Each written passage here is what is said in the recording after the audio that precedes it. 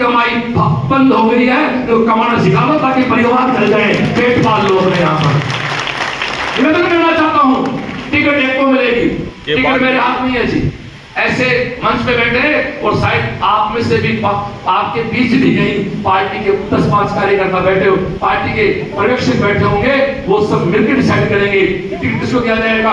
Ticket मांगने तक सबका अधिकार है, और टिकट फिक्स होने के बाद केवल फूल को वोट दोगे। सुनो है, आपको टिकट मिले तो ये 10 लोग आपकी दरी बिछाएं, और इनको टिकट मिल जाए तो अब हवा पड़ो। ये संस्कार कौन से जी आपके? टिकट तो मिलेगी, टिकट देने वाले आप है, आपके ऊपर सिस्टम है, उस समय टिकट देंगे। हम तो साफ कहते हैं कि हम तो प्रचार शुरू कर चुके, फूल के निशान को वोट देना है। अब फूल को वोट नहीं करोगे तो फिर आपको अधिकार ही कैसे हुआ कि आप चेयरमैन हमारा बनाओ? पैसा अति तो सीधी बात है, फूल पे बटन दबेगा तभी तो हमारा चेयरमैन बनेगा। कितना मेरा ये मेरा दर्द है, इसको शेयर करें। तो 2000 लोग कम से कम हैं इस शहर में, आपके 4 दोस्त कम से कम हैं, आपके कम से कम 4 दोस्त। मोबाइल एक बार बंद कर दो यार, 2 घंटे मांगे आपसे, मतलब पूरा जीवन दे दिया आपके लिए यार। तो 4 दोस्त आपके कम से कम हैं, एक व्यक्ति 4 को कहता है तो 8000 एक साथ आवाज उठ लीजिए, भारतीय जनता पार्टी, बीजेपी, नरेंद्र मोदी, राजस्थान का एक ही लाल। बातें बहुत सी की जा सकती हैं।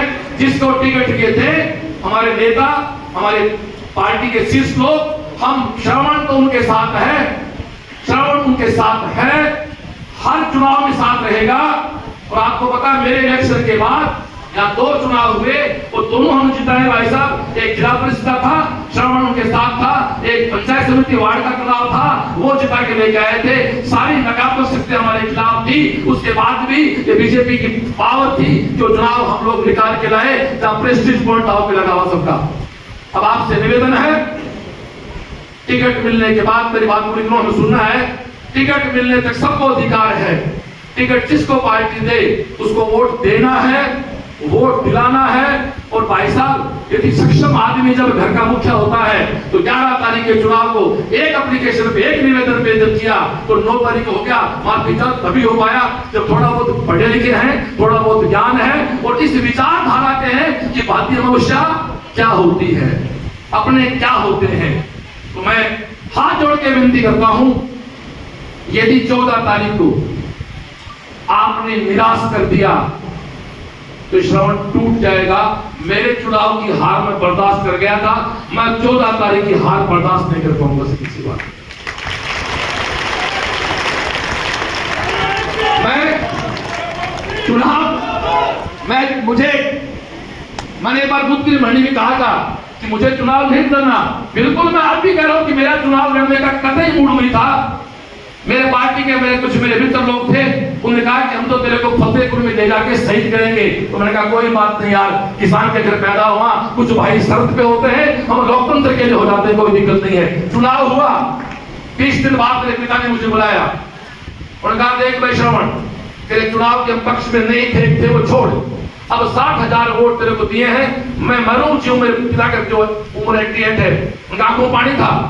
उन्होंने कहा कि मैं मरूं जो, मेरी बात याद रखना, अगले इलेक्शन तक तेरी पार्टी क्या डिसाइड, तेरे उनका फैसला है। अगले चुनाव तक पीठ मत दिखाना बेटा, नहीं मेरे को गालियां पड़ेगी, तेरे माँ के दूध को गालियां पड़ेगी, तो श्रवण आपके लिए खड़ा है।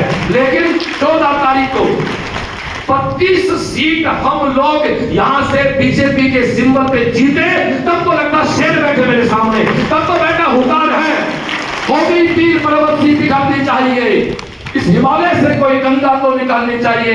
हंगामा खड़ा करना मेरा मकसद नहीं, ये सूरत हर हाल में बदलनी चाहिए। मेरे सीने में ना सही तेरे सीने में हो। फतेहपुर रामगढ़ में भाजपा का चेयरमैन हर हाल में बनना चाहिए, तब तो मजा है।